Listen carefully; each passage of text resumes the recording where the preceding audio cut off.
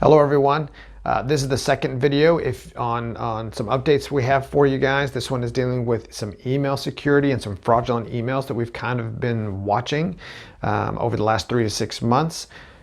And we kind of want to bring this to your attention as employers and as HR and payroll people. We need you to be aware of what's happening. We tend to keep our finger on the pulse of these things so that we see what trends are happening, and we want to keep you guys informed as much as possible. So what we're seeing is a rise in fraudulent emails that are going to employers or going to the HR or the payroll department in your organizations that are not actually from the employees. So you have an employee that may have had their email account hacked and somebody has stolen that email address, and what they're doing is they're emailing the employers asking for changes to their direct deposit information.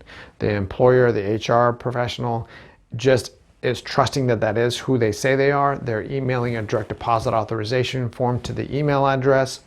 This criminal is filling it out, sending it back in with a forged signature with their own banking information, and people are getting paid that should not be getting paid, and your staff are getting ripped off, and that's a problem. We have to be able to validate that information. So what we're suggesting is that if you get an email that's just very generic saying, hey, I need to change my direct deposit information, that starts a phone conversation or a face-to-face conversation with that employee to say, are you really requesting this information?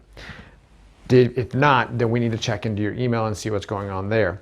Internally for us, what we are doing is that we are validating that information pretty much the same way, only we're contacting you as the employer to say, hey, we have an employee from your organization that is asking for a direct deposit change. They need to come through you. They can come over directly to us, but we're going to validate who they are when they walk in the door. But if it's an email, we're going to circle that back around to you guys and say, hey, do you know that this employee is requesting a change to their direct deposit? We would ask that you again would contact your staff member to say, are you actually requesting this change?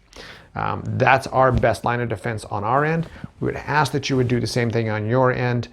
If we get an email from you, from an email address that's associated with your organization, we're going to contact you again as our point of contact to say, hey, we got this email, is this valid? Because we don't want criminals being paid and your hardworking staff not getting paid when they should be.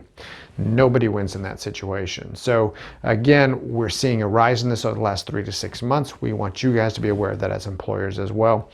We want to help simplify your life as much as possible, but we also want to leave some security in there as well so that everybody is taken care of. Okay, again, if you have any questions, we are always here to answer them for you.